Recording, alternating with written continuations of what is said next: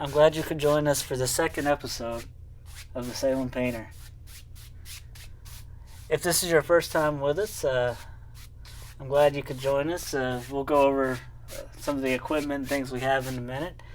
If this is the second time, well, hopefully you're painting with us or enjoying the show and thinking about doing it sometime. What I'm doing now is applying a thin coat of a white paint substance called Magic White. Well, actually, this one's Liquid White. There's several different brands of it. The one from Bob Ross is called Liquid White. The one from Alexander Art is called Magic White, and they're pretty much the same thing. It's available at craft stores. Usually that's the best place to find it, but I was actually searching for it online the other day, and you can buy this at Walmart.com or several other websites. You know, the most expensive part of this technique is the paint, and I found sites on the internet where I can get bulk amounts of paint for cheaper than I ever thought I would be able to. And so, just a quick Google search will bring up some amazing things. Like you can find big tubes for maybe $8.99, and it's going to be expensive because you've got to buy 10 to 12 colors, but that should last you for a long time. A long time.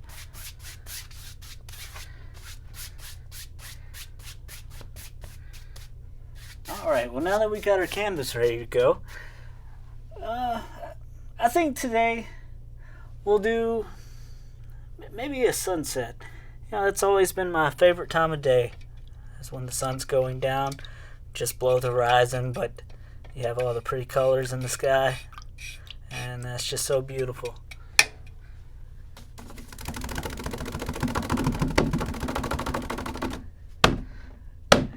I'm not really a morning person. In fact, I prefer to wake up around 2 in the afternoon and go to bed around 6 a.m. when the sun's coming up. All right, I think first we're going to do a bit of cad yellow right in the middle where the sun's going to be. And we'll just get that color in our brush, spread it out real thin, tap the bristles in it, and we'll just do some egg strokes like this, right where it's going to be here in our sky.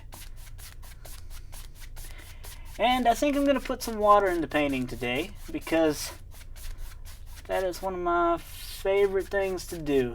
So after each color I apply, I'm just going to go put a little bit of it down here into the water because we want it to kind of reflect in the sky. Reflections are one of the easiest things to do in this technique. It's very easy to just drag down the color. If the reflection doesn't turn out right, it's my fault, not because the technique. The technique is great for doing this. And I'm just washing off my brush. That's a little paint thinner. I've got a wire screen in the bottom. And then I just use this trash can with a broom handle in the middle of it. And I just beat the paint off the brush. And because of the paint thinner, it comes right out. I really need to duct tape that thing. Duct tape will fix anything. Alright. I think next up here in my sky, I'm going to go a little bit of crimson. And we'll just kind of brush that around in an X the same way.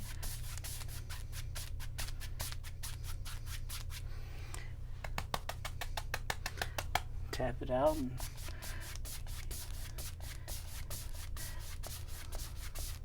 you don't want to blend them together yet. Just make some egg shapes. We'll do that in a second after we get all the colors in our sky. Maybe a little more. Something else I like too is when I see an orange glow in my sky. So maybe I'll one side, I'll put a little red. Just bright red.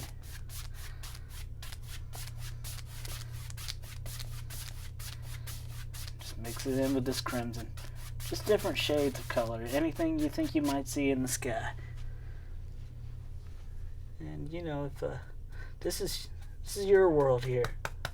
So you put whatever colors make you happy. Alright, next I'm going to go up and start at the corners.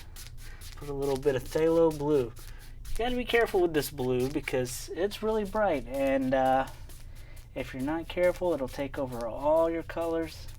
Your whole sky will be blue.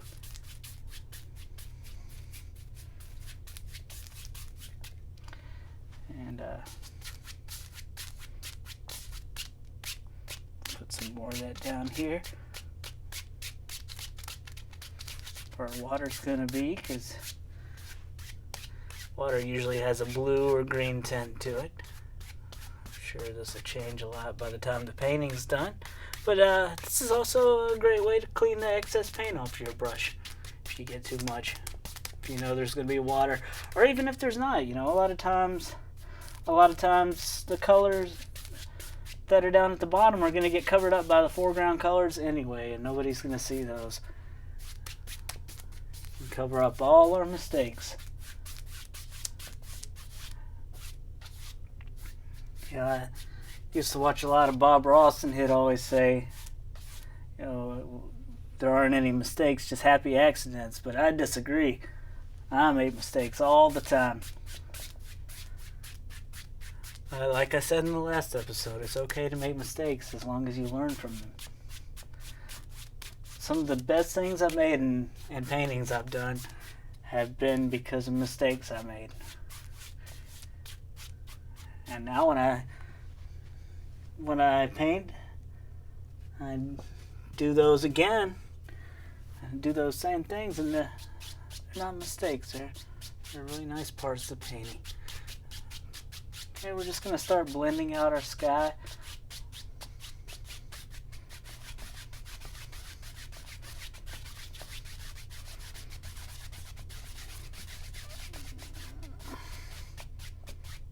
Just use the same X strokes that we're using when we put on the liquid white.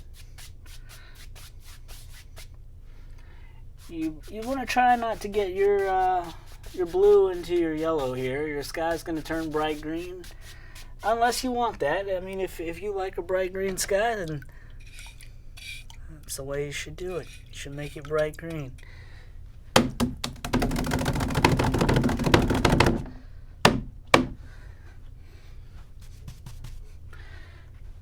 Alright, I'm going to continue blending. Just X strokes. Put a piece of hair on the canvas.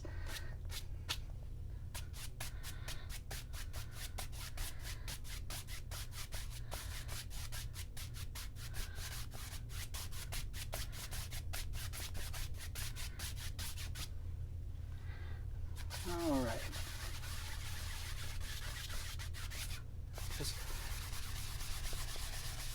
circular strokes help blend it better.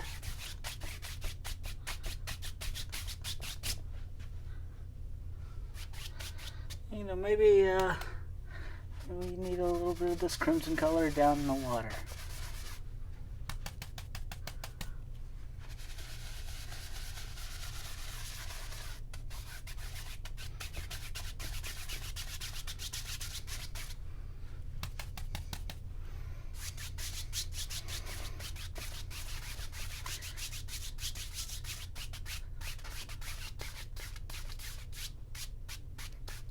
You're done, that'll look like reflections.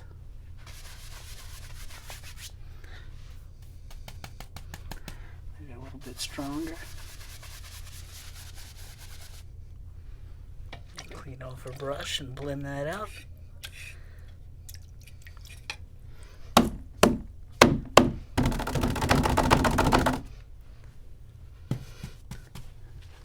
That's one of the funnest parts, is cleaning the brush.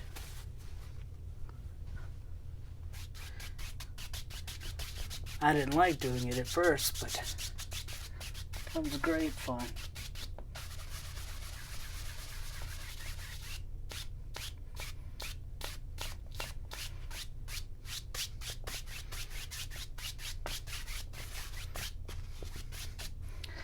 I'll blend this out, and might even have to get a little more yellow to put in there.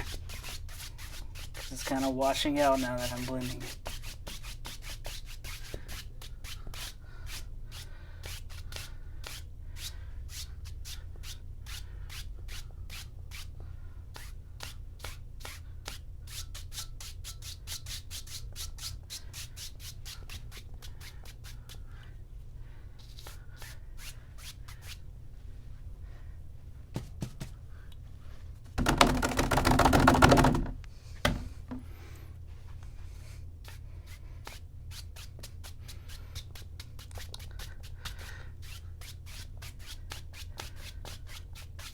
It's a lot of work, but it'll be worth it when the painting's finished and you have these nice colors reflecting in the water.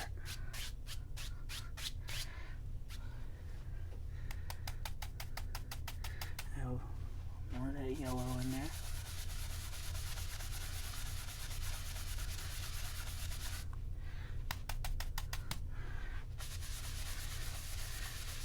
And you can just keep adding colors until it looks exactly the way you want it to. We're not going to spend too much time on it because we have to move forward in the painting for the show. But when you're at home, you have all the time in the world. This liquid white coating that we got on the canvas will keep this wet for days. You can even come back and work on it the next day if you'd like.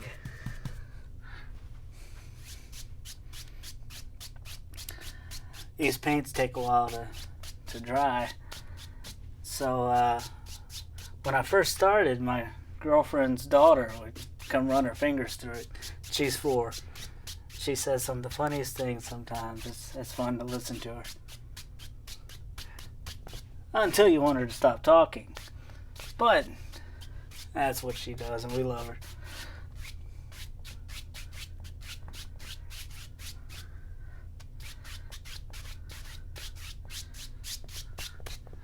Alright. Now that we got this done, I think today we're going to do another mountain. I love doing mountains more than anything else. It's one of my favorite things to do in this technique. Gonna put a little burnt umber on the canvas because I think more of a light brown color is going to look good with this today.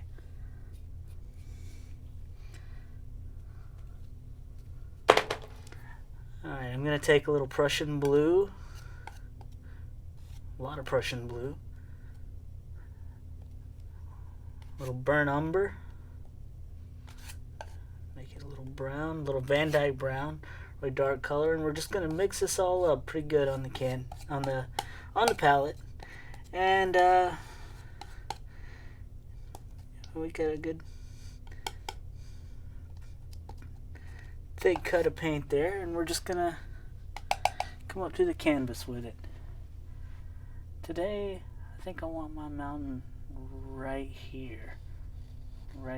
That's, and you can see that blue showing through. It's gonna be very nice when it's done.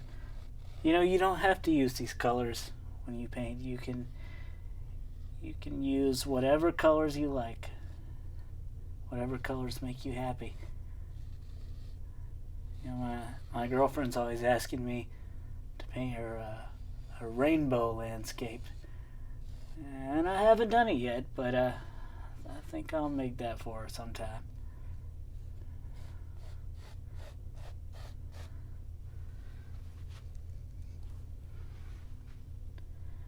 And maybe I got a mountain range going on here, so I'm just gonna keep going down with it. You gotta decide where these mountains are. You can go ahead and make this shape, and then you can decide which mountain's in the front, which one's further in the back, you know.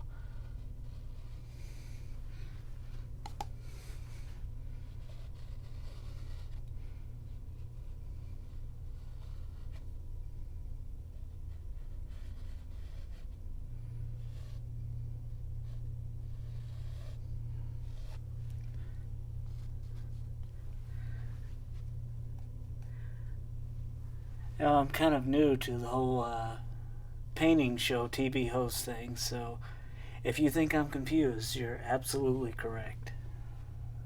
So if I look confused up here, that's why.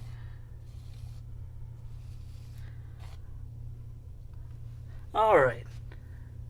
I guess we gotta stop making mountains now. They eat up our whole canvas and we won't have room to paint anything else. Good way to practice making mountains. Alright, after we got that done, we'll take a brush here. I need to clean one off. Don't want to smear colors down the side of it. Of course, most of this will end up being covered up. Alright, clean, dry brush. Make sure this is dry. And we'll just pull down. Just pull down.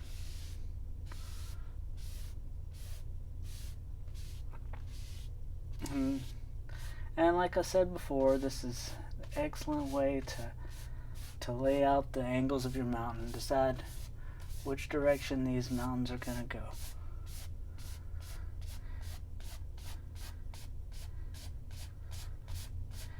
And just pull them with the brush sideways. And we can decide afterwards what we're going to do. You know, nothing's set in stone yet until we start putting the highlights on.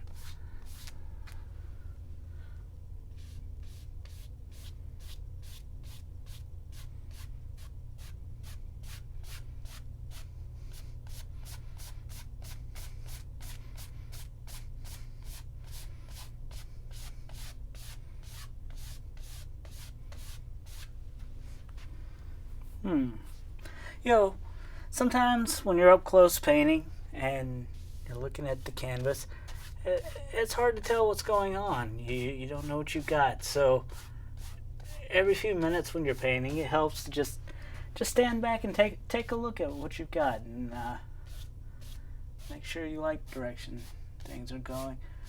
You know, if you don't like something, you can always change it. You can use your palette knife and scrape all the color off this canvas and start over.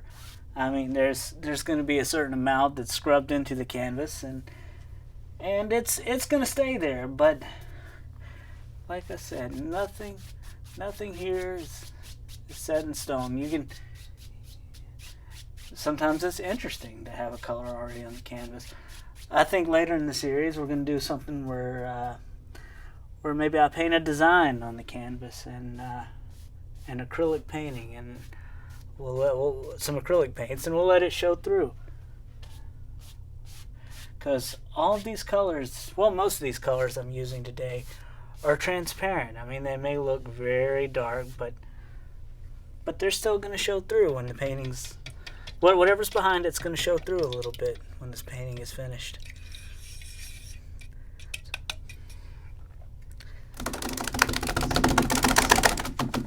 Sometimes you can paint the whole canvas black with acrylic paint and come back, and when you put color on it, the colors just glow.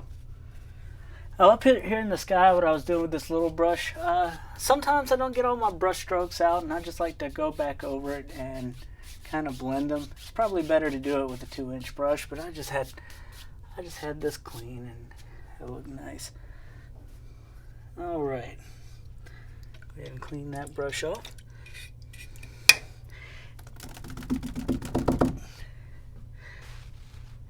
Now me, I like snow-covered peaks, so today we're gonna make some.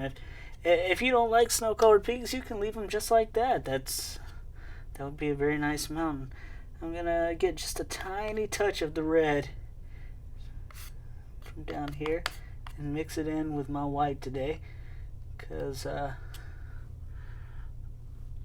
want it to just look like that paint is shimmering on the side of that mountain. So, you know, the sun reflecting off of it. So I'm going to take a little thin roll of paint. And we usually want to do the mountain that's the furthest back first. So maybe this mountain is behind the other mountains, and we're just going to Drag some paint down the edge. You want to do it really light and maybe wiggle it a little bit because you want this paint to break to give it the texture that you want on your mountain.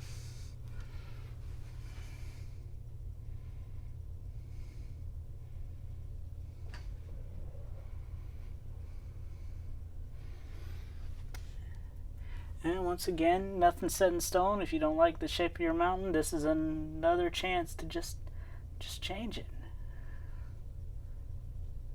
Because, you know, I don't have control over anything. But on this canvas, this is my world. I can make it however I want it. That's one of the things I like most about painting. You know, a lot of people, they tell me that they couldn't paint because they can't draw. Well, I'm here to tell you, I can't draw at all. The only way I've ever drawn anything even passable is doing it on a canvas board, because I can erase 1,000 times there without tearing it, and I'm still bad at it. But, you know, it's something I do for fun, so that's okay. I think that little peak back here is going to be in the background, so maybe I'll stop it right there.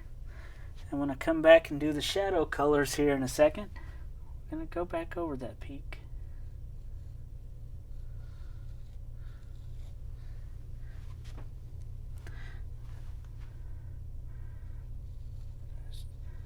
You know, you got to decide, do you want a little projection here? If you do, you know, just come up with a little bit of your highlight color. The first part of the mountain that we did was only to create shadows. As the most important parts of this technique is making sure you leave dark for your light to show.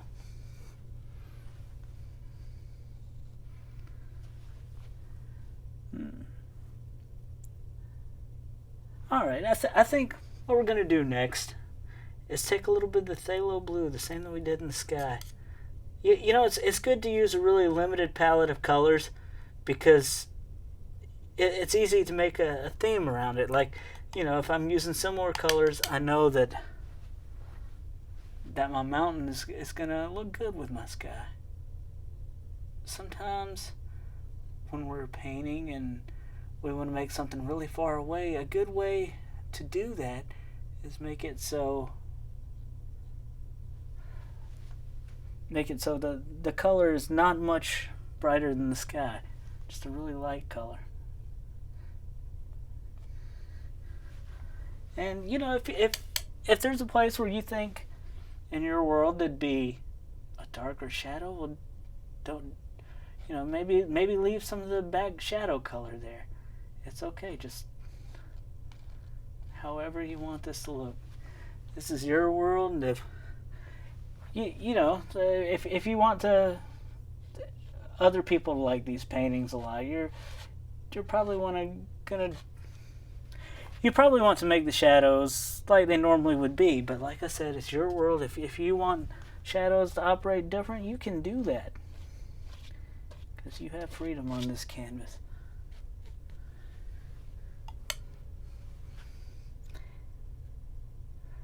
But, you know, if you do want shadows, every little projection needs its own little shadow.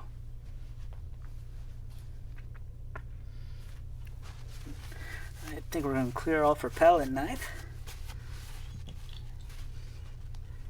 And clean off my brush here. As you can see, I just painted on my hand. That's okay. It's alright to get a little bit dirty. You know, somebody was asking me if I was going to change shirts between shows. You may have noticed I've been wearing the same shirt. Well, we normally film several episodes of this at a time, and this show is not about me, it's about the painting. And you, I want you to try this. If painting's something you're interested in, if you have any questions, you can contact me. We have a Facebook page. It's facebook.com/TheSalemPainter.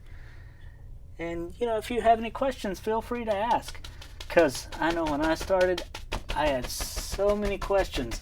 And the only resources I had were the internet and some of the painting shows. Bill Alexander, Bob Ross, things like that.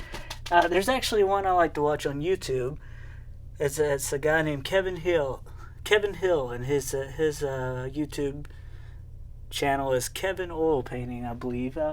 I'll double check, and in a later show I'll post a link for you. But he does some very nice paintings. One problem that I've had searching for advice on the internet is that everyone has a different opinion. So the best teacher is experience. That's the one way you can learn this technique, is to do it. And I guess that goes for anything, but even more so with this. And now just kind of blend up at the angle of the mountain after I've tapped the base, because I'm working on creating a mist here. Just barely tapping it. And then we'll come across just a few hairs of the brush. We don't want to destroy all this mist we just made. We just want to blend it together.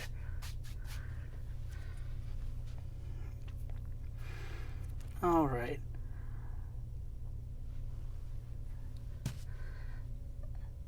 Actually, I'm going to do something different than I'd planned. I'd planned to put some trees here in front of this, but to me, this looks like a very icy, cold place. So maybe I want some snow back in the distance. Maybe I want this to be a snowfield here. So I'm just going to take some of that titanium white that I've had, and just going to spread it on the canvas. I've still got some of that red that I used to highlight the mountain. And if you've got snow out here, then the sun's going to be shining on it too. And in some places out here, you can take some of that color that you used to do the mountain with, and maybe there's some trees way off in the distance here. And these are really far off. They don't even have to look like trees. Just use your 2-inch brush and come across. It's a really fast way to just create the illusion of rows and rows and rows of trees.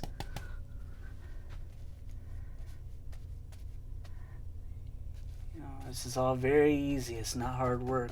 Of course, you don't want to tell anybody that, because somebody might be real mad if you were trying to sell them a painting and they found out it only took 30 minutes. I don't know. I've only sold a couple of paintings, and I'm not a very good salesman. So if you know the secret to selling paintings, you let me know.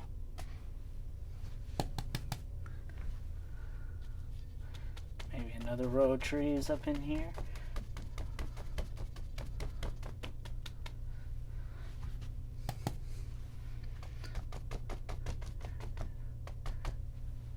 Just want to try to separate these a little bit, maybe make them darker as they come forward. When you're looking out across a landscape, things always get darker as they get closer to you.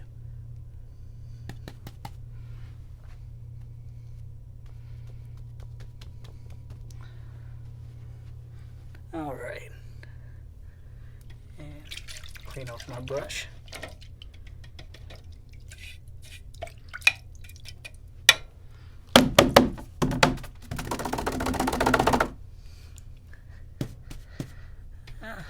Still got a lot of paint in there. I gotta clean it again.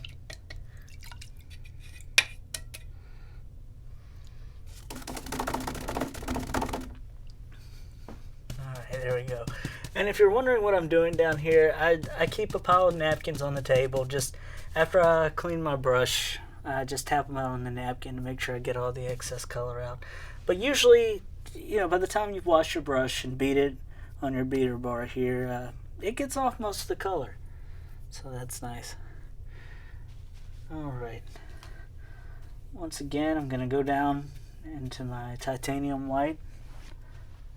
Snow color I got going on here. Just put a little more there.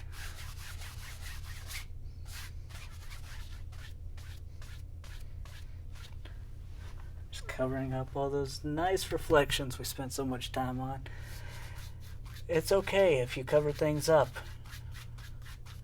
It's not a waste of time if you learn from it.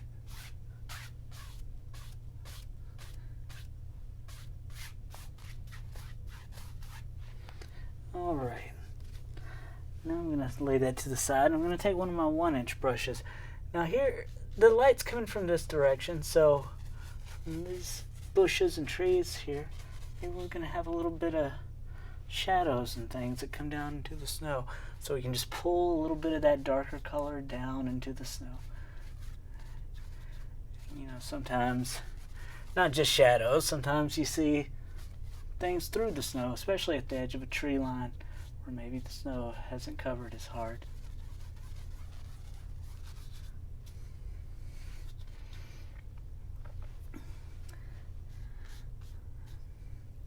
Alright, now we got some water down here, so we need a bank. We need something for all this land to sit on here. We don't want it slipping off into the water. So, we're going to take our palette knife, take some Van Dyke Brown, which is going to actually look very nice here, and it's going to be in contrast with everything we got so far. Now, while you're doing this, think about the angles here. Think about the shape of the land. You don't want to just cake on brown, which I almost did. I don't know if you saw that, but that's okay.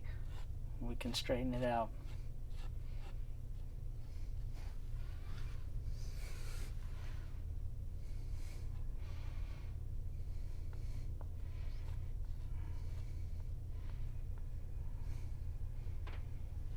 You do this the same way you did your mountain. Just a little color. Just drag it across.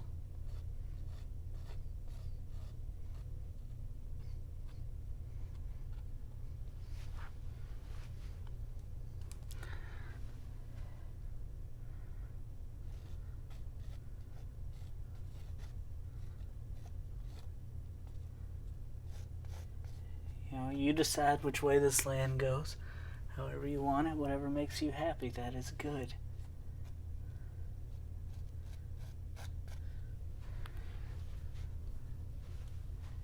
Maybe you want some rocks and things showing through the snow. You could go do that the same way.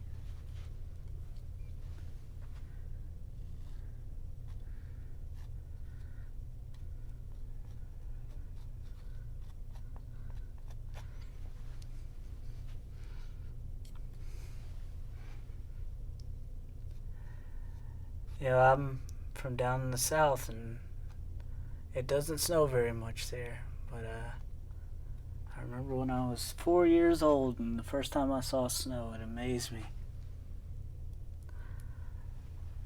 And when I first moved to Oregon 2 years ago, I was living in Salem, but my job had transferred me to a site in Eugene, so I had to drive down there in that huge blizzard we had. So I'm driving in 1.5 feet of snow. It took about 4 hours to drive down there when it normally would have taken about an hour.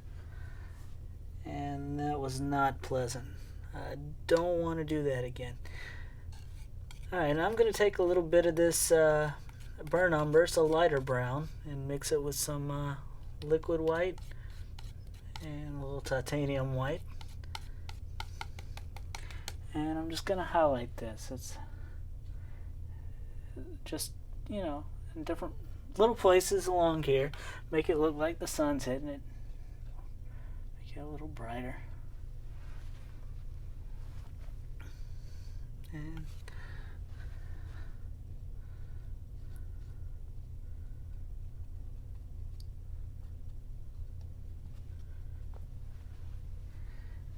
looks like we got a big caked on mess there. Alright, now to clean this up, we're going to take a little bit of the liquid white and put it on the canvas. Just a glob of it. I mean on the palette. I always do that. Put it on the palette. And we're going to spread it out real thin and just get a little cut across it. And then we're going to come up here and right along the shoreline where you think the water would hit, we're just going to put some little water lines here. Now, the last painting we did, I got so excited talking about the painting, I forgot to do my water lines. So when I get done with this one, I'm going to go over there and put them in.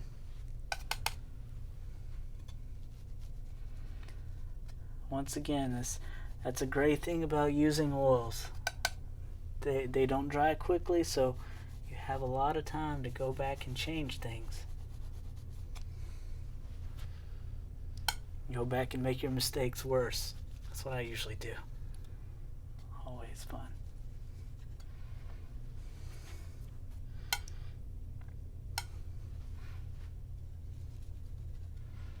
And maybe we'll have a couple little ripples out here in the water, different places.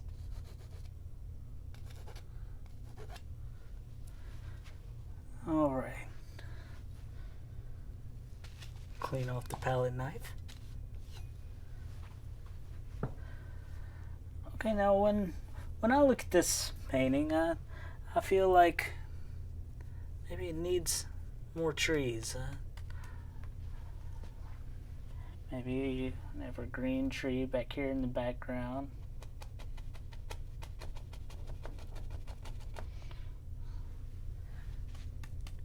Not very bright, just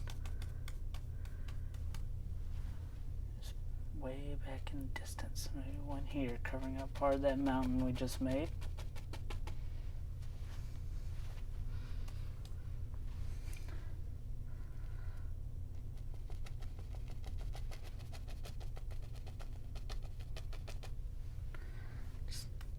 Just a lot of little trees. They're not very important. They're way back in the background, so we don't need much detail here. Just do it with the corner of your fan brush, or you know, you could even use the 1-inch brush, the 2-inch brush, whatever makes you happy. It's a very free form of painting there. If it works for you, then that's the right way to do it.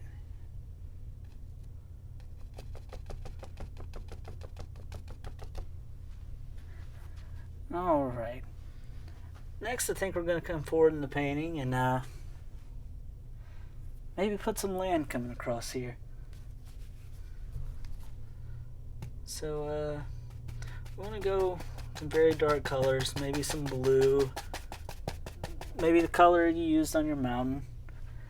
And, we're going to just come over here and kind of push down with your brush, push up, make some of these bush shapes down here.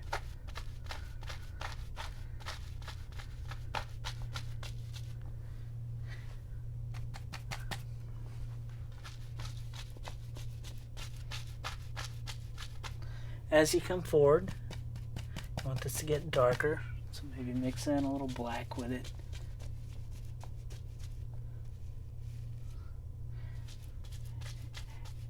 And when I do things like this, I had this old cheap nylon brush, which is not very good for blending, but the bristles get all messed up, and that works out really great, because when you push up, it creates little things on your canvas that look like little grasses and weeds and things sticking out, and that is perfect for a nature scene. So even old, terrible, dirty brushes that only cost $1. Actually, I think there's a 3-pack of these for $1. They're very useful for painting like this.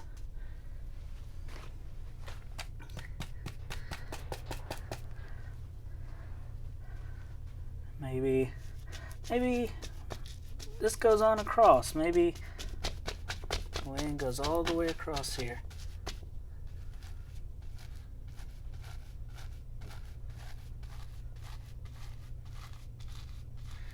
And you see I'm pushing up on this brush, creating more shapes like that. And this is going to look really nice on your reflections in the water. It reminds me of when I go to Florida, and they have the little tourist tags there, and they're all neon colored and have a palm tree on them. It kind of reminds me of that. I've actually had a few people ask me to do some seascapes, and I haven't tried that yet, but I think I'll practice it soon, and then maybe try to do one on the show. Or who knows, maybe I'll just do one on the show the first time, because it's okay to make mistakes. So I think one day I'm just going to come to the show, do a seascape, without having ever done one before.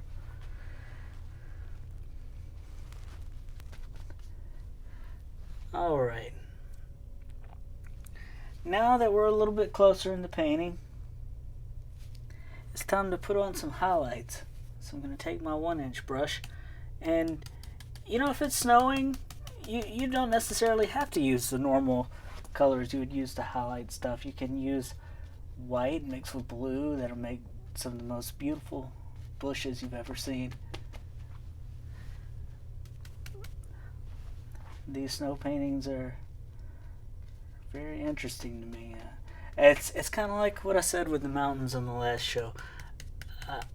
I really love the mountains. When I first came here, I would stare at them, and everybody would think I was crazy. They're like, "Why aren't you so interested in mountains?" Well, because we didn't have them where I came from, and they're beautiful. That's why.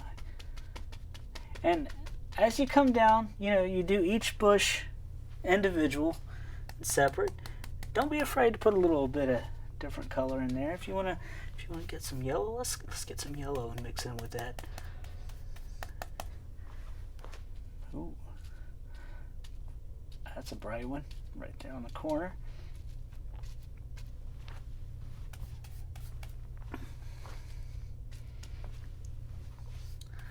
More yellow.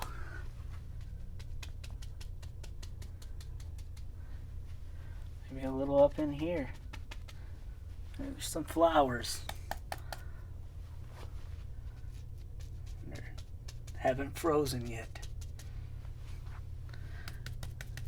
But mostly, I like to stick with the snow and things in these cold scenes.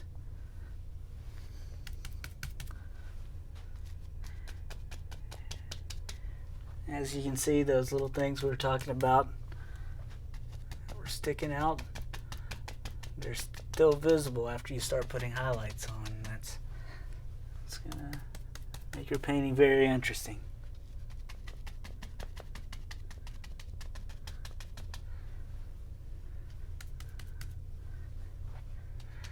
And just remember, when you're painting these bushes, don't try to fill in all this background. You want to leave some of these black spots, these shadows. These areas are very important, because you've got to have darkness to show light. Alright. Now, we've done a lot of evergreen trees, but that's not the only kind of tree in the forest, so I think we're gonna try something else.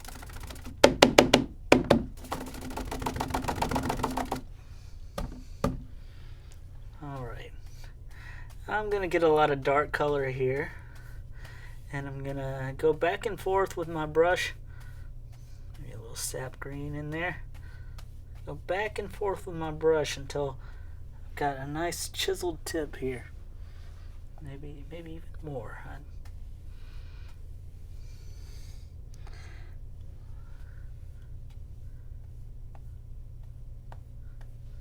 Alright, there. Not sure if you can see this very well. Nice chiseled edge. And well, first, actually no. I'm not making an evergreen tree. We don't want a chiseled edge. We want something that's going to fan out. So maybe we'll start right here. Just make a big shape.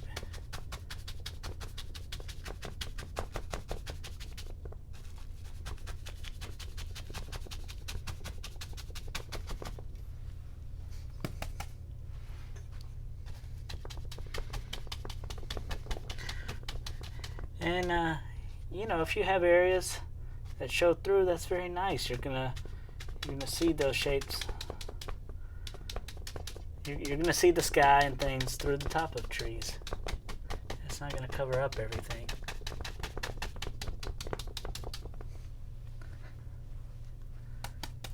That is a great big old tree. It's gonna take over half the canvas. And that's okay.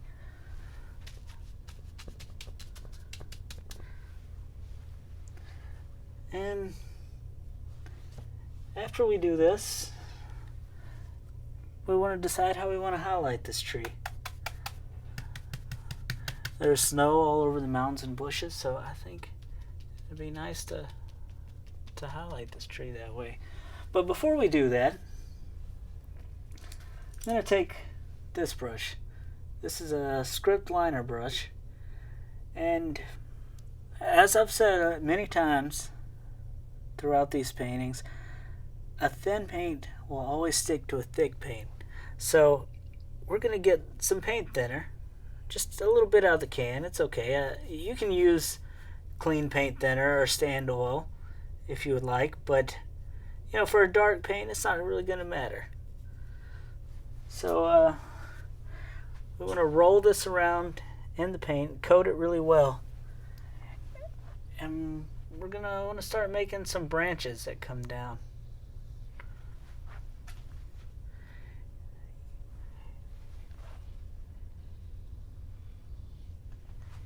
You got to kind of think about what you'd see in a tree. If it's not showing up very well because your dark background, maybe use a different color. Maybe mix some light blue with some magic white, liquid white, and try that out. See how that works.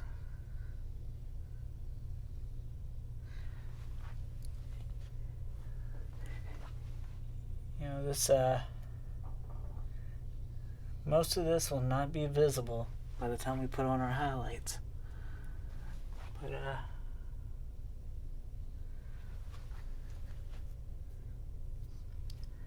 gonna mix some more liquid white in there.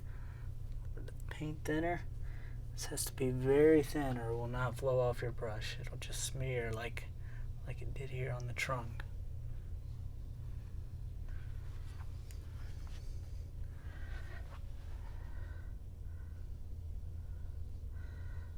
Sometimes you'll want to do this first. You know, decide how the limbs on your tree are going to look.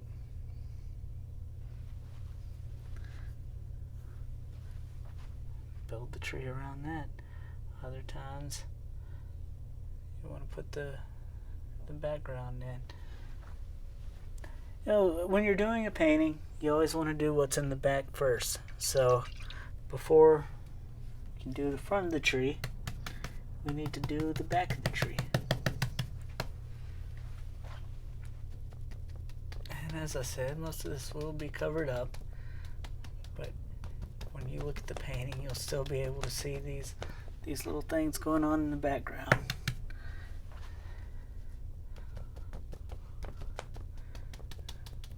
And it may look like I'm just beating the canvas to death here, but this is a really, really light touch.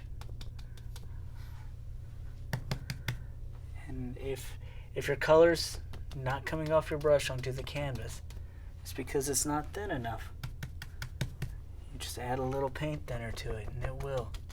If you're having a fight with it, that causes most of the problems in this technique.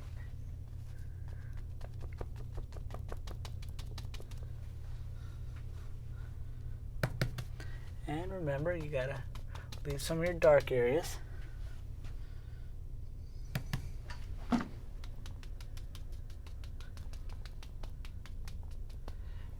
more you tap this, the softer it gets. But I try not to overdo it because I like a little texture on my painting. When it gets done drying, which this takes several days to a week, so make sure you have a spot to set the painting. Well, once it's done drying, it feels really nice. You can go back and actually feel the texture on the tree. You can feel the leaves. All right, we're about finished with this painting, but something I'd like to do is go through some of my dark colors I was talking about. Maybe some of the browns, and get them really thin with paint thinner. Use my liner brush. And I can paint little sticks and things like that in, just like this. You know, the more you twist this, the finer it's going to get. This is a number 2 script liner brush, by the way.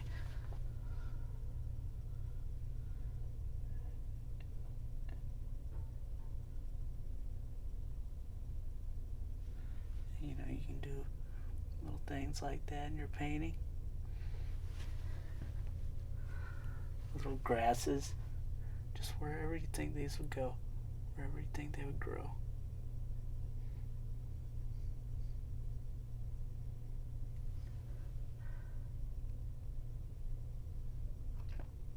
I'll sometimes put little dead trees and things like that in because, you know, dead trees are there too. And a lot of times we forget that, but they're part of what makes nature beautiful. Some of the most interesting trees I've ever seen are already dead.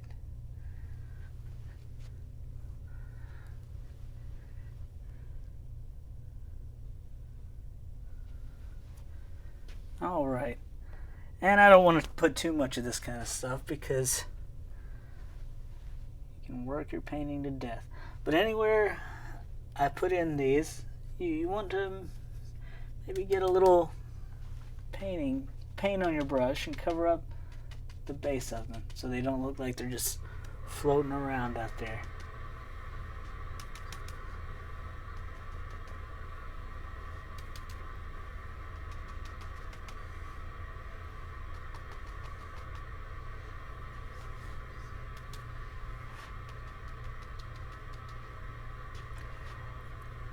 Alright, and I think the final thing we're going to do is take our palette knife here. Because the canvas is white underneath, if you go through and scratch in little places underneath the bushes where you have your shadows, you can make it look like you've got little stems and things going on right all in there. Little branches.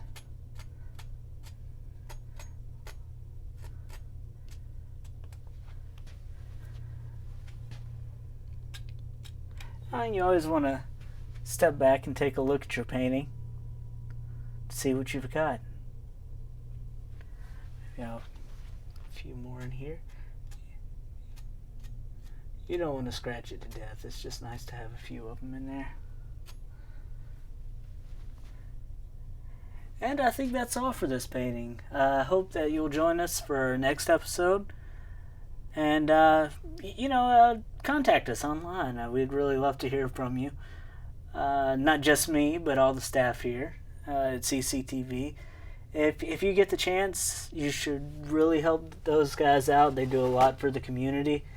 The same goes for PBS stations. You know, if they show great programming. So if you have extra money or time to donate, come help out CCTV. Come help out your PBS station.